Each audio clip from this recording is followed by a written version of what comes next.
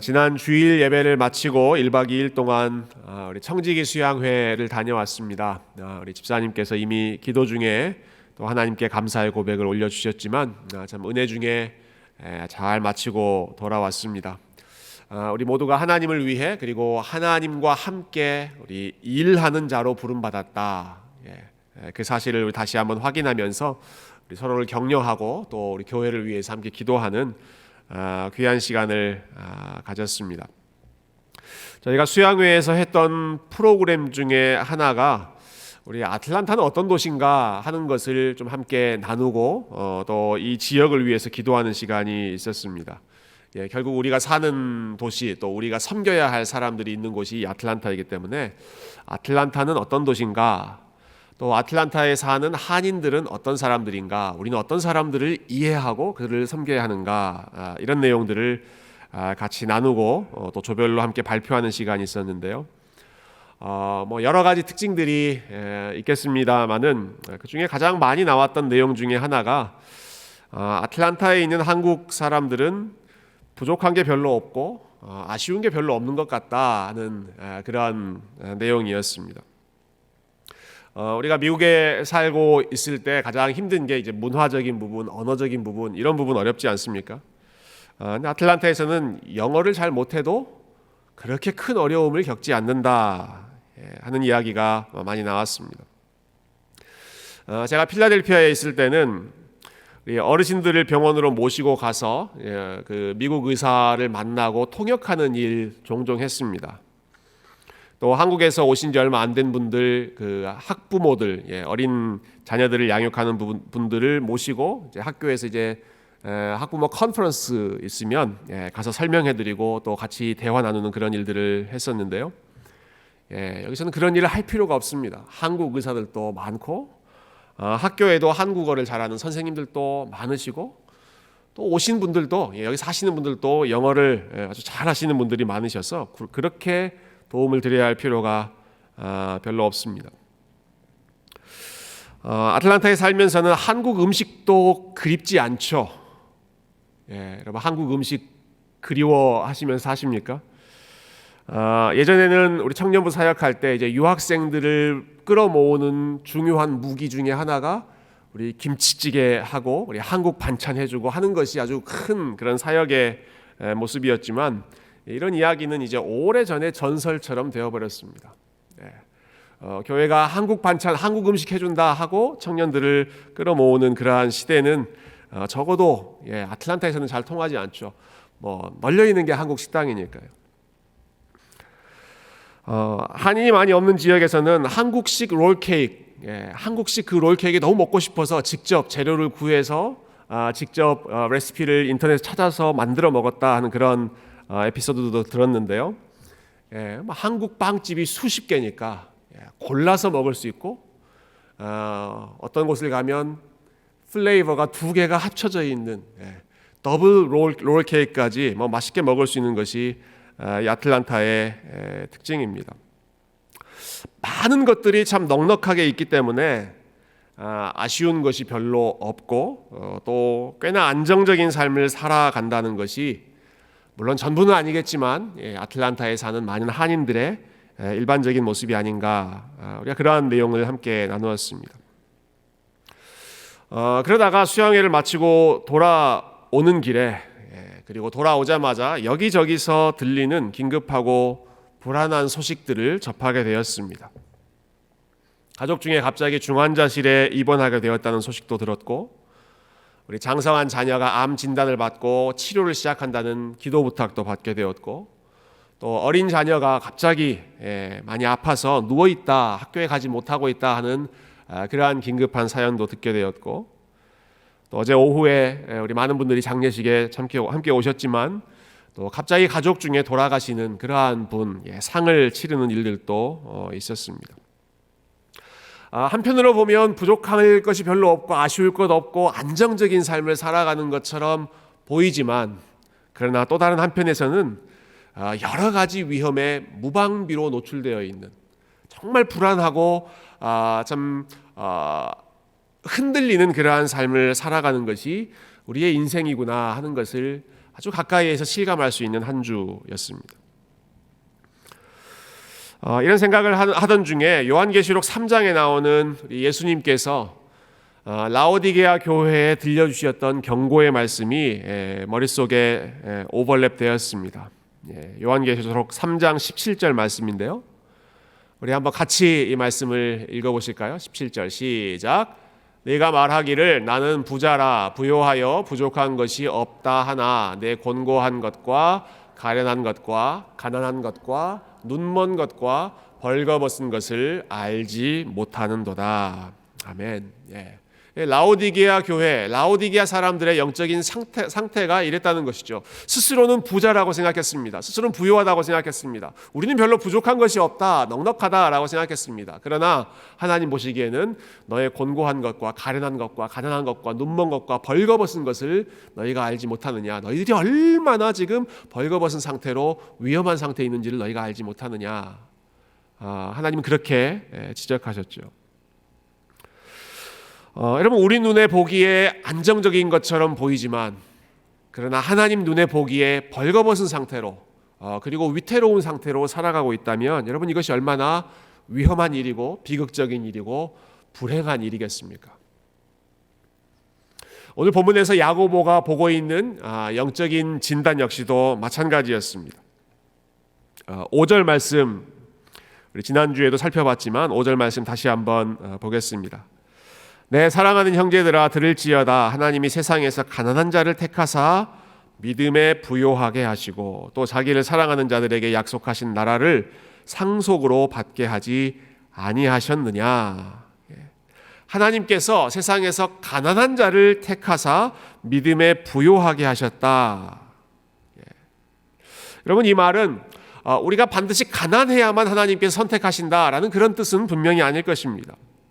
성경에 보면 부자인데도 불구하고 하나님이 사랑하시고 하나님이 사용하신 사람들 너무너무 많이 있죠.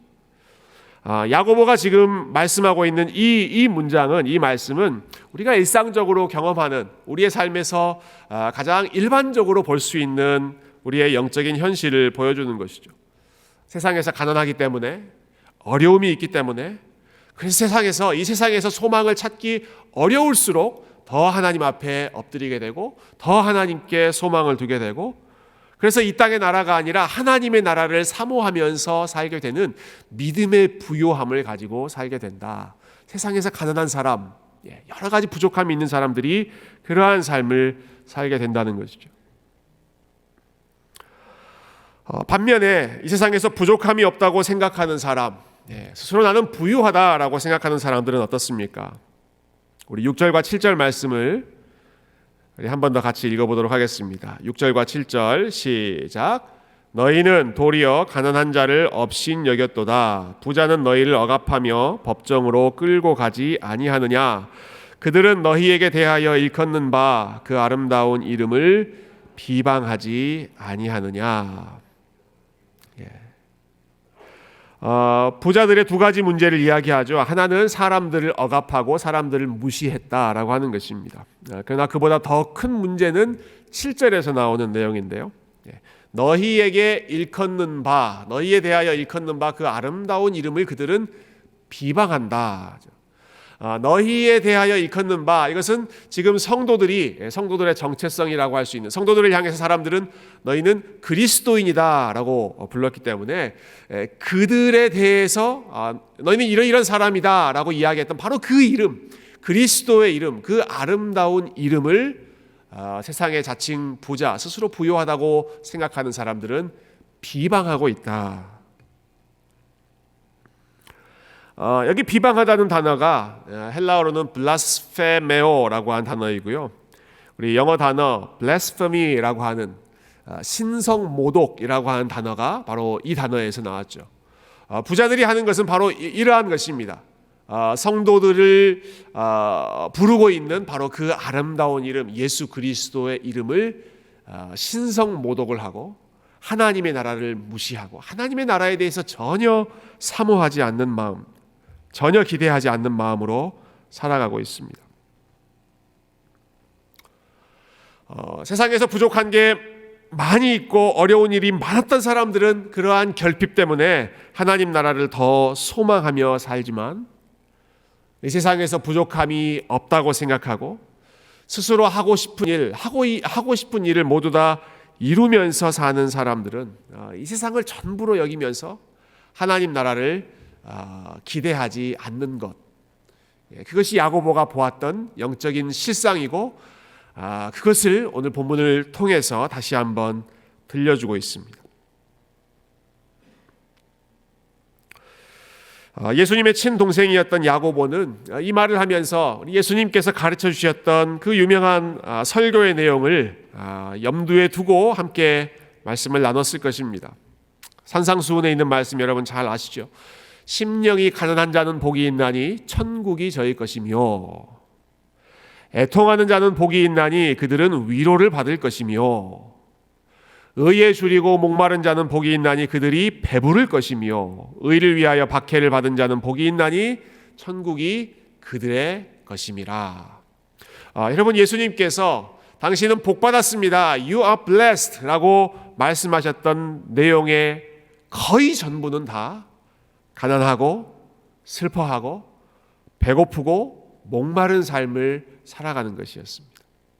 이 세상에 대한 목마름이 아니라 이 세상에서의 어려움과 궁핍함 때문에 하나님 나라를 향하여서 더 간절한 마음으로, 목마른 마음으로 살아가고 있는, 그래서 하나님을 향하여 더 부요하게 되는 삶이 우리 주님께서 말씀하시는 복 있는 사람, 심령이 가난한 자가 복이 있다, 그들의 천국이 그들의 것이 될 것이다 약속하셨죠.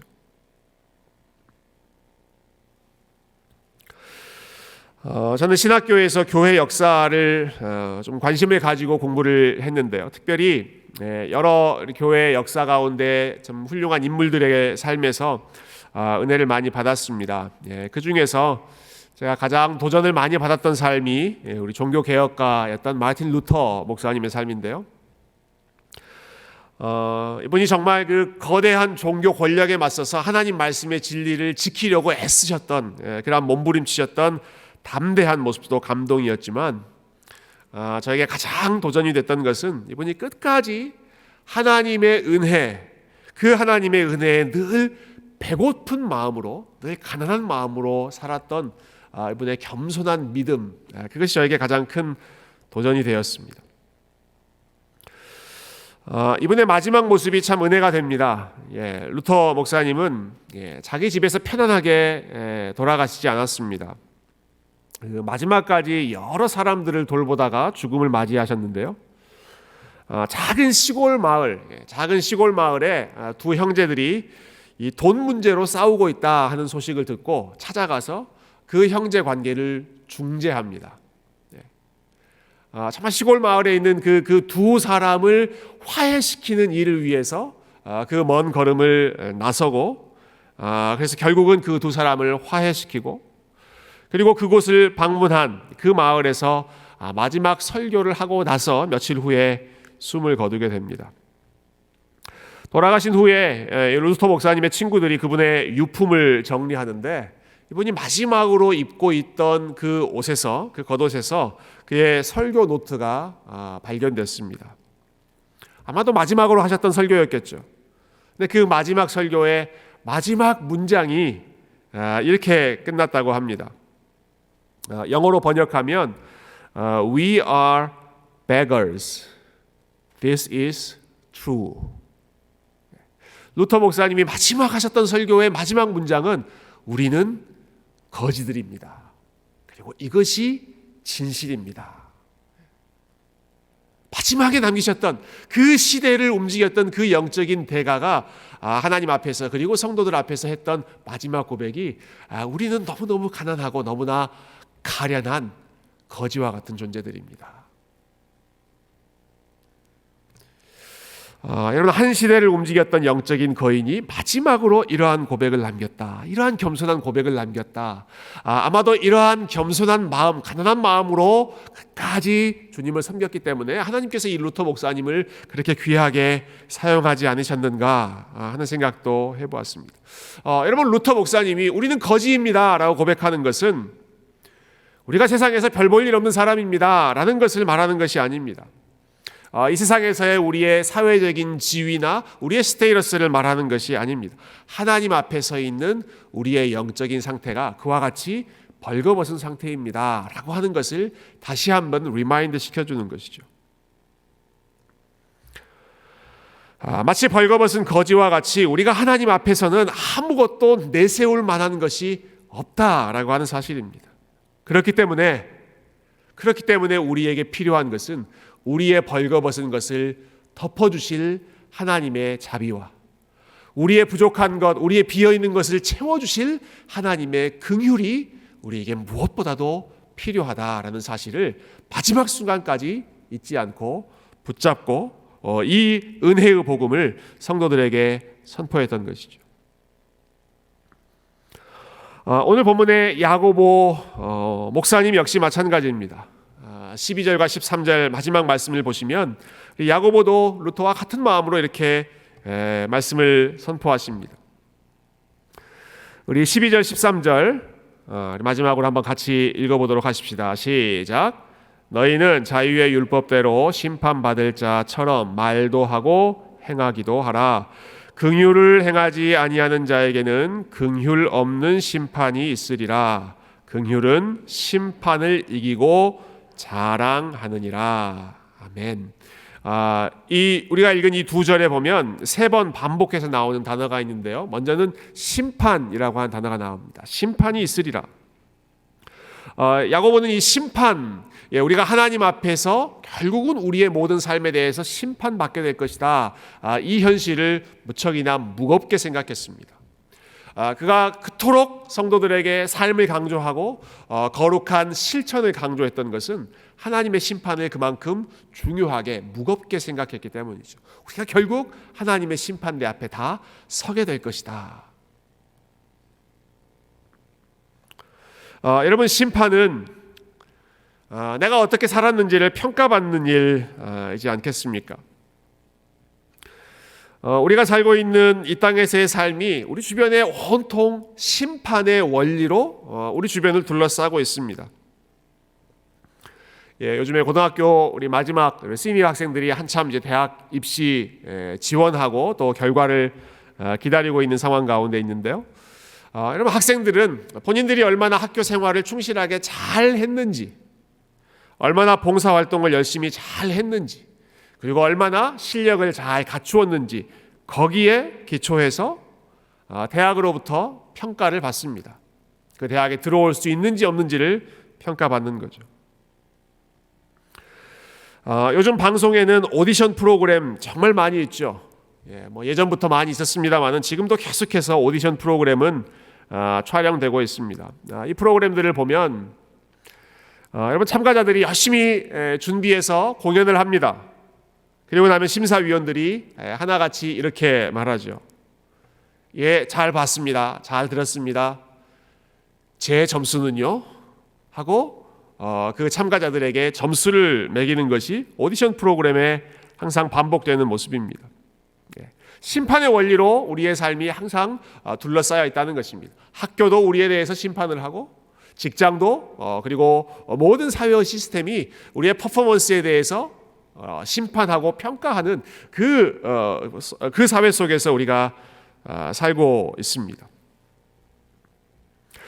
여러분, 하나님께서 우리의 인생에 대해서, 우리의 삶에 대해서 내 점수는 이라고 말씀하신다면 우리가 몇 점이나 받을 수 있겠습니까? 마치 오디션 프로그램의 그 심사위원들이 그 참가자들에게 제 점수는요 라고 하면서 점수를 매기는 것처럼 하나님께서 우리의 삶에 대해서 평가하신다면 여러분, 몇 점 정도 맞으실 거라고 예상하십니까?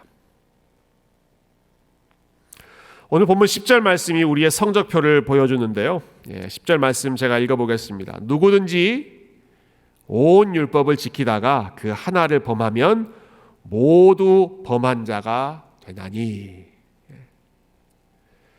8절, 9절, 10절이 다 같은 말씀이죠. 11절까지.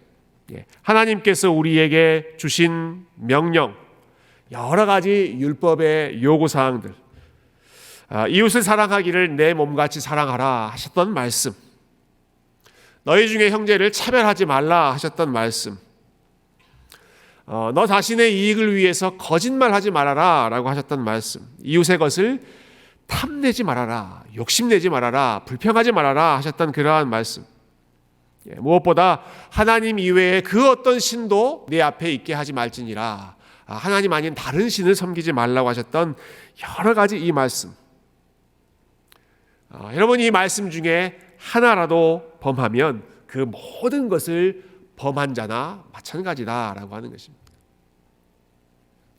하나님 보시기에 합격할 수 있는, 통과할 수 있는 사람이 아무도 없다라고 하는 것이죠.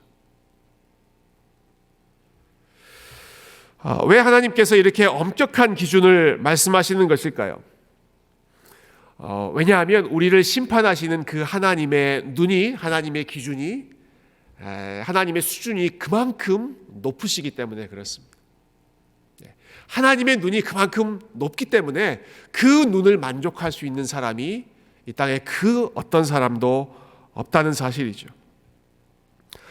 이런 비슷비슷한 수준에 있는 사람들, 비슷비슷한 고만고만한 수준에 있는 사람들 사이에서는 서로 하는 모습을 어느 정도 들어줄 만하고 또 어느 정도 봐줄 만한, 그렇게 용납해 줄지 모르겠지만 심사위원의 수준이 높아지면 높아질수록 그 심사의 기준이 더 까다로워지는 법입니다.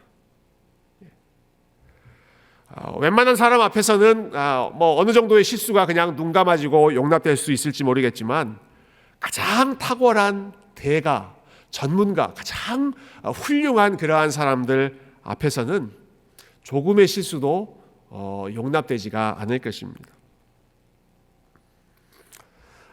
제가 저희 아이들 앞에서는 어깨에 힘 좀 주면서 피아노 칠 수 있습니다. 저희 아이들이 제가 피아노 치는 모습을 보면 존경의 눈빛으로 저를 바라봅니다. 뭐 걔들보다 제가 훨씬 더 오래 배웠고 피아노를 잘 치니까 그러죠. 그럼 제가 폼 잡으면서 어깨 으쓱거리면서 야, 듣고 싶은 곡 얘기해봐, 아빠 쳐줄게, 뭐 이렇게 으쓱거립니다마는 여러분, 제가 피아니스트 조성진 씨 앞에 서 있다면 제가 피아노 칠 수 있을까요? 그분 앞에서 제가 쇼팽을 칠 수 있을까요? 손이 떨려서 손 터치 하나도 흠잡일 게 뻔하기 때문에, 제 실력이, 제 본전이 그대로 드러날 것이기 때문에 도저히 설 수 없을 것입니다. 제가 학위 논문을 쓰려고 할 때 저희 선배 목사님, 먼저 공부하셨던 목사님이 정말 저에게 도움이 되는 아주 유익한 충고를 주셨습니다. 제가 논문 주제 가지고 한참 고민하고 있을 때 부르시더니 이렇게 말씀하시더라고요. 조 목사, 논문 주제 고르느라고 고생하지 하면서 한 가지 팁을 주시겠다는 것입니다. 논문 주제를 고를 때 절대로 지도 교수가 전공했던 분야는 반드시 피하게. 지도 교수, 제 논문을 지도해 주시는 그 교수님이 전공했던 그 주제는 절대로 쓰면 안 된다라고 하는 것입니다. 왜 그렇게 말씀하셨을까요? 제가 아무리 열심히 준비하고 아무리 잘 논문을 쓴다고 하더라도 그 분야를 수십 년 동안 연구했던 그 전문가, 지도 교수를 만족한다는 것은 너무 어려운 일이기 때문입니다. 아무리 잘 준비해도 흠이 보이고 너 이거 잘못했다, 너 이거 고쳐야 된다라고 이야기하기 때문에, 그래서 저는 지도 교수님의 전공 분야를 교묘히 피해서 그분이 모르는 인물, 아직까지 한 번도 이 세상에서 연구가 되지 않은 그 인물을 참 하나님 은혜로 제가 찾아서 저 혼자 아는 그 논문을 쓰고 아주 안전하게 졸업을 했습니다. 여러분, 그렇지만 하나님 앞에서 우리가 이런 꼼수를 쓸 수 있겠습니까? 여러분, 하나님 앞에서 이런 꼼수가 통하겠습니까? 하나님이 모르시는 분야, 하나님이 못 보고 그냥 지나가실 만한 그러한 분야, 하나님께서 그냥 눈 감아주시는 그러한 분야, 그러한 문제가 있겠습니까? 하나님의 완벽한 기준, 우리의 삶을 만드시고 모든 것을 꿰뚫고 보고 계시는 그 하나님 앞에서 어느 누가 자신의 성적표를 내밀 수 있겠습니까? 어느 누구도 통과할 수 없는 것이 하나님이 가지고 계시는 그 엄청난 기준이죠. 그래서 야고보가 하나님 앞에서 우리는 그 어떤 것도 이루었다고 말할 수 없는 하나님 앞에서 철저한 죄인이라고 하는 사실을 다시 한번 확인하고 있는 것입니다. 여러분, 그런데 놀라운 반전이 오늘 마지막 구절에 나타나고 있습니다. 우리의 영적인 현실은 이러한 상황인데, 하나님 보시기에 그 누구도 합격할 수 없는 그러한 상황인데도 불구하고 여러분 13절에 마지막 나와 있는 말씀, 야고보가 이렇게 선포하지요. 긍휼은 심판을 이기고 자랑하느니라. 긍휼은 심판을 이기고 자랑하느니라. 무슨 말씀일까요? 하나님께서 저와 여러분을 바라보실 때 심판의 원리로, 심판의 기준으로 바라보지 않으시고 긍휼의 원리로 우리를 바라보신다라고 하는 것입니다. 죄인들을 바라보실 때 심판의 원리, 심판의 기준을 적용하신다면 그 누구도 하나님 앞에 설 수 없겠지만 하나님께서 그렇게 하지 않으시고 긍휼의 원리로 우리를 바라보신다. 긍휼이라고 하는 말은 불쌍히 여긴다라는 뜻이죠. 신학자 알렉 모티어라고 하는 분이 이 구절을 아주 이렇게 참 감동적으로 설명하셨습니다. 심판은 우리의 황량한 상태를 본다. 하지만 긍휼은 우리의 필요를 본다. 그리고 하나님은 그 아들의 십자가를 보신다. 심판은 우리의 황량한 상태, 우리가 얼마나 부족한 상태인가를 보고, 반대로 긍휼은 우리의 필요, 우리가 얼마나 하나님의 은혜가 필요한 것인가 하는 것을 보는데, 하나님께서는 우리의 궁핍한 상태를 보시고 우리를 불쌍히 여기셔서 그 아들의 십자가를 바라보신다. 하나님께서는 우리의 연약하고 부족함을 보실 때마다 그것을 채우셨던 예수 그리스도의 십자가를 바라보신다라는 것입니다. 우리의 능력으로는 도저히 이룰 수 없기 때문에 우리를 대신하여 십자가에 달리셨고, 그 십자가에 달리시면서 마지막 순간에 다 이루었다라고 말씀하셨던, 다 이루었다, 내가 너희를 위해서 다 이루었다라고 말씀하셨던 그 예수 그리스도의 십자가를 하나님께서 바라보시고 그 긍휼의 원리를 우리 가운데 적용해 주시기 때문에 긍휼이 심판을 이기고 자랑하느니라. 우리가 하나님 앞에 설 수 있는 유일한 이유가, 우리가 루터가 이야기했던 것처럼 하나님 앞에 거지와 같이 그렇게 영적으로 빈궁한 상태임에도 불구하고 하나님 앞에 설 수 있는, 하나님의 사랑을 받을 수 있는 유일한 이유는 긍휼이 심판을 이기고 하나님의 은혜를 자랑하기 때문인 줄로 믿습니다. 여러분, 그렇기 때문에 한 걸음 더 나아가서 하나님께서 우리를 심판의 눈으로 바라보지 않고 긍휼의 눈으로 바라보시기 때문에, 그리고 야고보는 성도들에게 이와 같이 권면하지요. 여러분도 서로를 바라볼 때 심판의 눈으로 바라보지 말고 긍휼의 눈으로 바라보십시오. 긍휼의 눈으로 바라보십시오. 12절 말씀이 이 말씀 아니겠습니까? 너희는 자유의 율법대로 심판받을 자처럼 말도 하고 행하기도 하라. 긍휼을 행하지 아니하는 자에게는 긍휼 없는 심판이 있으리라. 긍휼은 심판을 이기고 자랑하느니라. 자유의 율법대로 하나님께서 그 긍휼의 원리대로 우리를 자유케 해주신 그 은혜의 율법대로 서로에게 말도 하고 서로에게 행하기도 하라라고 하는 것입니다.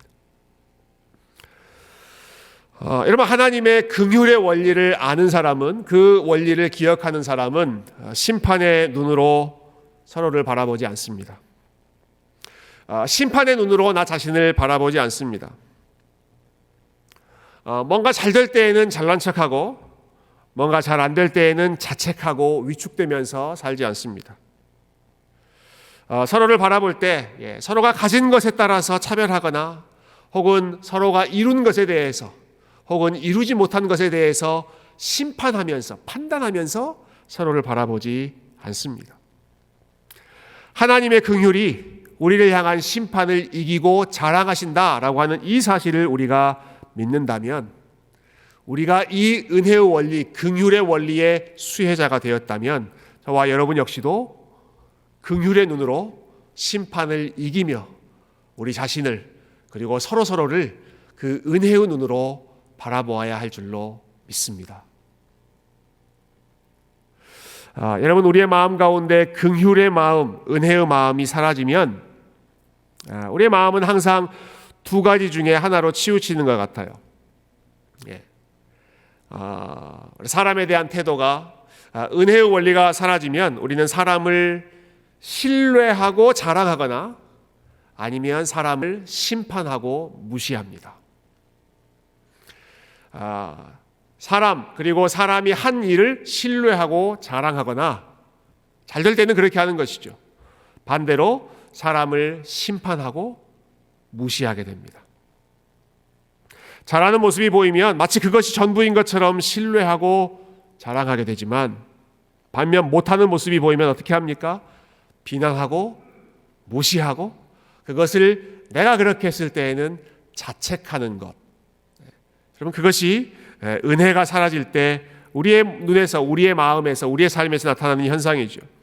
여러분, 그러나 사람은 신뢰해야 될 대상도 아니고 심판해야 할 대상도 아니고 우리가 긍휼의 눈으로 바라보아야 할 대상인 줄로 믿습니다. 신뢰할, 우리가 믿고 의지해야 할 대상도 아닙니다. 심판할, 비난하고 무시해야 할 대상도 아닙니다.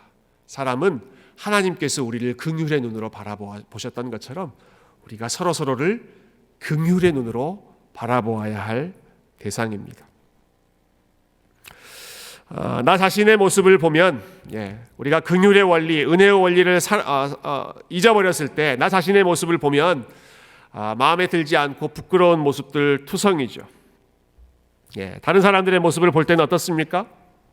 역시 마음에 들지 않고 판단하고 비난하고 싶은 것 투성이일 것입니다.